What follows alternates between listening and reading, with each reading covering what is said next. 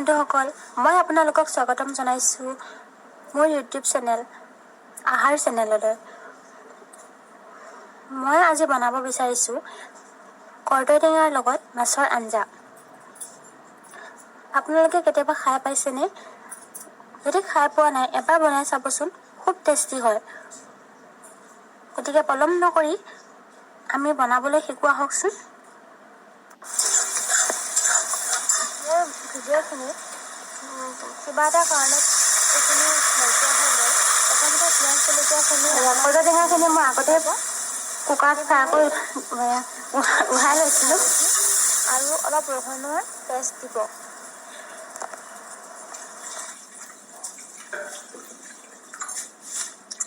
এইখিনি ধুনীয়াকৈ ধুই লৈছোঁ।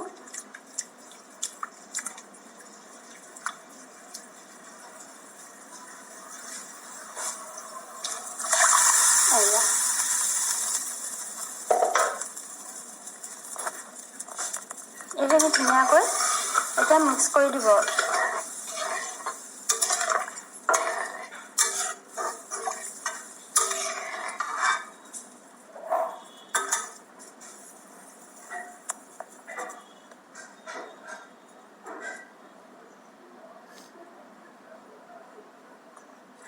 গেছৰ ফ্লেমটো অলপ মিডিয়াম ফ্লেমত ৰাখি এইখিনি 15 মিনিটমান সিজাই ল'ব।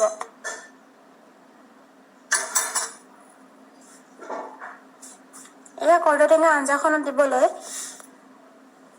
মাছ ফ্ৰাই কৰি থোৱা হৈছে।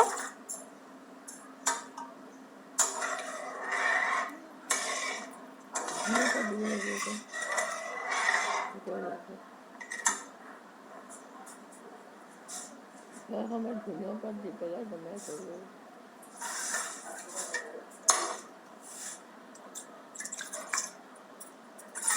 সোৱাদ অনুযায়ী অলপ পানী দি দিয়া হৈছে।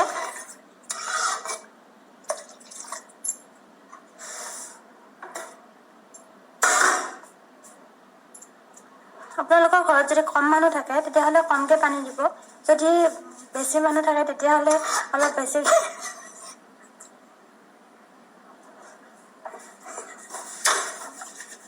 বেছিকৈ পানী দিব। হ'ব দিয়া।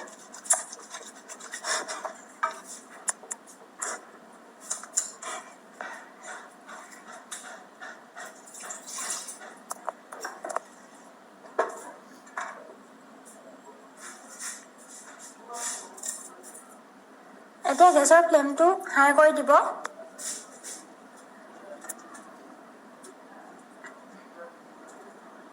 কৰ্দৈ টেঙা আঞ্জাখনত এয়া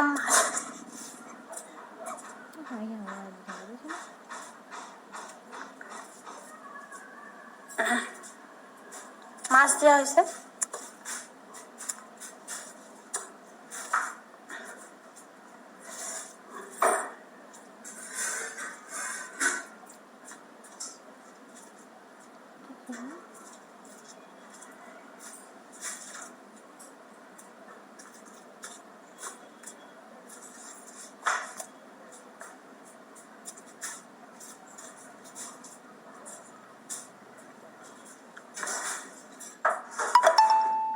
মাছখিনি দিয়া হৈ গ'ল।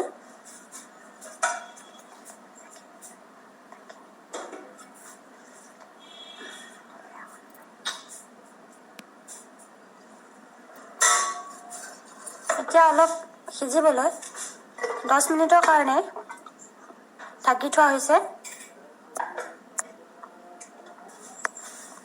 এয়া উতলিব ধৰিছে কৰ্দৈ আঞ্জাখন। দেখোঁতেই মানে খাওঁ খাওঁ লাগি গৈছে।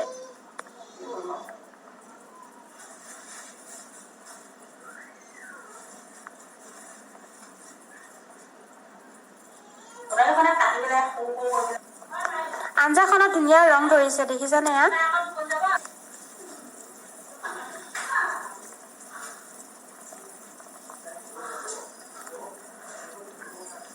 এনেকৈ আৰু 15 মিনিটমান উতলাৰ পিছত কৰ্দৈ আঞ্জাখন হৈ গ'ল।